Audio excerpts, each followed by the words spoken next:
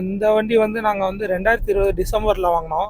இது வந்து HTE variant, இதுதான் பேஸ் மாடலு. வாங்குறதுக்கு முன்னாடி பல வண்டி பார்த்தோம். அதில் வந்து கிரெட்டா பார்த்தோம், அதுக்கப்புறம் 7 சீட்டரில் எர்டிகா பார்த்தோம். அப்புறம் கன்க்ளூஷன் வந்து செல்டாஸ் வாங்கிடலான்னு முடிவு பண்ணிட்டோம். இது வந்து டீசல் இன்ஜினு, 1.5 லிட்டர் இன்ஜினு. ஒரு 1.5 லட்சம் கிலோமீட்டருக்கு மேலே டிரைவ் பண்ணனால என்னென்னலாம் சேஞ்ச் பண்ணியிருக்கீங்க சர்வீஸில்? மேஜராக வந்து நம்ம டயரு மாற்றிருக்கோம். அப்புறம் அந்த ஏசியில் உள்ள இன்லைன் பைப்பு வந்து கம்ப்ளீட்டாக மாற்றிருக்கோம். இன்டீரியரில் டேஷ்போர்டு எல்லாமே கொஞ்சம் நல்லா தரமான பிளாஸ்டிக்கில் தான் போட்டிருக்காங்க.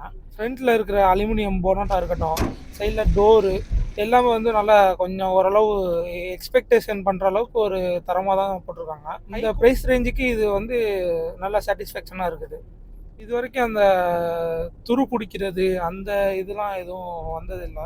மைலேஜை பொறுத்த வரையில் சிட்டியில் எவ்வளோ கிடச்சிருக்குது, உங்களுக்கு ஹைவேல எவ்வளோ கிடச்சிருக்குது? நல்ல மைலேஜ் கிடச்சிருக்கு.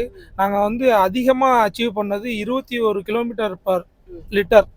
அதான் நாங்கள் வந்து அதிகமாக அச்சீவ் பண்ணது. சென்னை, கோயம்புத்தூர் மாதிரி வச்சு சிட்டியில் வச்சு ஓட்டினோம்னா நம்மளுக்கு வந்து ஒரு 16 கிடைக்கும். இதோட ப்ரைஸ் என்ன இருந்துச்சு நீங்கள் வாங்கும்போது? இதோட ப்ரைஸ் வந்து எனக்கு சரியான ஞாபகம் இல்லை. அரௌண்டு 14 lakhs வந்துச்சுன்னு நினைக்கிறேன். என்னோட தேவைக்கு இது வந்து பெர்ஃபெக்டாக இருக்குது. கியாவை மறுபடியும் ப்ரிஃபர் பண்ணுறதுல தப்பே இல்லை.